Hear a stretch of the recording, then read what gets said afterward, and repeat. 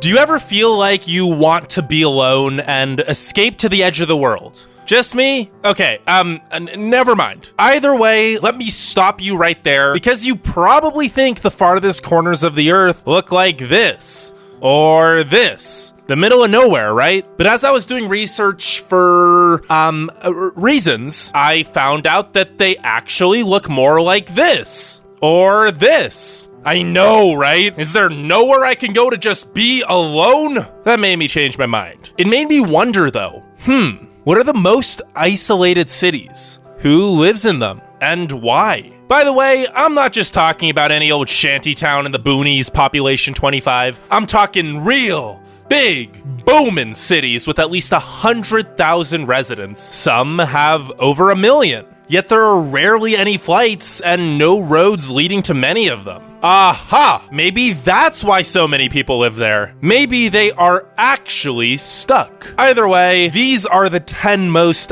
isolated cities in the world. Number 10. Reykjavik, Iceland. We begin our adventure in Iceland's capital, Reykjavik, which has around 131,000 residents. It lies 1,325 kilometers from Aberdeen, Scotland, and 1,336 kilometers from Glasgow, Scotland, the two closest cities. The closest landmass is Greenland, but no one lives there. Despite the remoteness, people have lived in Reykjavik since 872 AD, because, well, it's gorgeous, and it's not even that cold considering how far north it is. Everyone wants to go here too. There are tons of international flights coming and going every day from literally every major European and American city. Well, at least there were, back when tourism was actually a thing. Number 9. Anchorage, Alaska. Anchorage is another cold, dark, and isolated city, with just under 400,000 people living in the metro area. The closest city to it would technically be Fairbanks, Alaska, at only 360 miles or 580 kilometers away, but considering that it only has 30,000 residents, it's really more of a big town at best. Vancouver, British Columbia in Canada, on the other hand, would be the closest real city at 2,236 kilometers away. Now, technically, Anchorage isn't so isolated, as you could drive here from Vancouver or even the lower 48 states, but it would take a very, very long time, and the journey is dangerous, especially during the winter when temperatures in remote Canada and Alaska can dip below -50 Fahrenheit. How do you even survive that?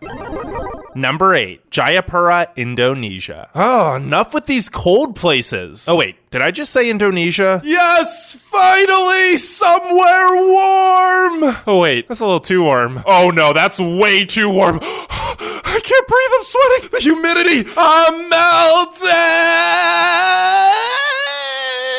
That's right, number 8 brings us to Jayapura, Indonesia. Population 315,872. Well, at least. Weirdly, the city is actually closer to the capital of the Philippines, with Manila being only 2,852 kilometers away, than to Indonesia's own capital, with Jakarta being a whopping 3,673 kilometers away. Yeah, there's definitely no roads leading here. But since Jayapura is on the Indonesian half of the island of New Guinea, you can technically drive into another country, Papua New Guinea. Good luck reaching its capital, Port Moresby, though, which at 1,050 kilometers away is the closest city to Jayapura. While technically on the same landmass, there are very few roads on the island overall, and no roads or flights connecting the two cities. But considering that most of the island is a giant volcanic mountain range, with certain peaks even receiving snow despite the island being tropical, it makes sense. Okay, so if we can't get to Port Moresby, then what's the next closest city? We can surely drive there, right? Well, Darwin, Australia, at 1,546 kilometers away, is the second closest city to Jayapura, and there obviously aren't any roads leading across the ocean. Well then, what about flights? You may ask. And they do exist, but the fastest trip from Darwin to Jayapura would involve at least 3 layovers and 30 hours of travel time. Yeah,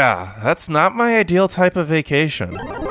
Number 7, Darwin, Australia. Speaking of Darwin, it's really isolated in its own right. The 10 closest cities are actually all located over 1,500 kilometers away in Indonesia. Well, unless you count Dili, Timor-Leste, which is only 720 kilometers away. But does this really look like a city to you? Darwin sits at the northern tip of Central Australia, which, like much of Australia, is rather remote. The closest major Australian cities would be Adelaide or Perth, and each are over 2,600 kilometers away, and even farther by car. Adelaide's a 30-hour, 3,030-kilometer drive, while a road trip to Perth will take you 40 hours and cover 3,850 kilometers. Oh yeah, and there's also pretty much nothing in between. Well, unless you count dirt roads, because a lot of the route isn't even fully paved. And if you thought, oh, no worries, I'll just fly everywhere instead. Darwin doesn't have a very big airport, which means plane tickets are more expensive, and there just aren't many flights. The only cities that Darwin flies to daily are Sydney and Brisbane.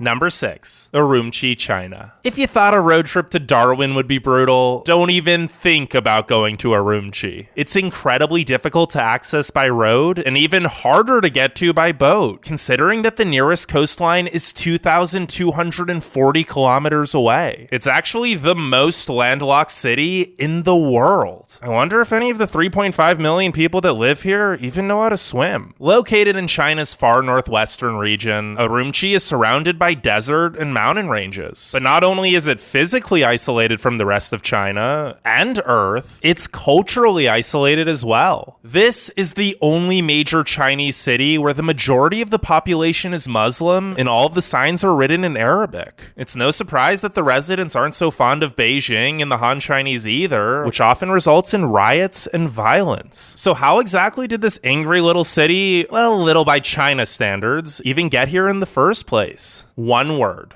The Silk Road. Hey, that was 3 words! Anyways, the Silk Road made the city a transport hub for travelers back in the day. Think of it like a big bus station in one of the most remote places on Earth. And while I don't know of any actual buses that go to Ürümqi, if there were, the stops would be something like Almaty, Kazakhstan at 867 kilometers away, Bishkek, Kyrgyzstan at 1,061 kilometers away, Barnaul, Russia at 1,094 kilometers away, and Novosibirsk, Russia at 1,291 kilometers away. This is, of course, taking into account that the bus driver would actually be able to find the road, because a lot of them look like this. Yeah, that's a road, I think.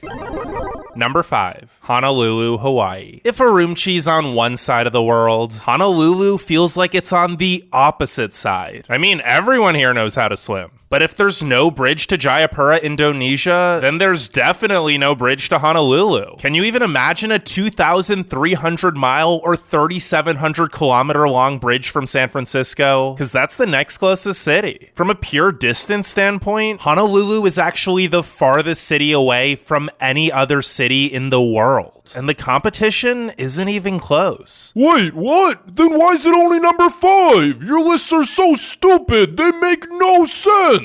Calm down there, Buster. While Honolulu is technically the most remote major city distance-wise, it's also one of the most accessible locations on this list. Before the pandemic, tons of domestic and international flights from all over the world would fly in and out multiple times a day. So while the next few cities may not be quite as far from the rest of the world, they are much harder to get to.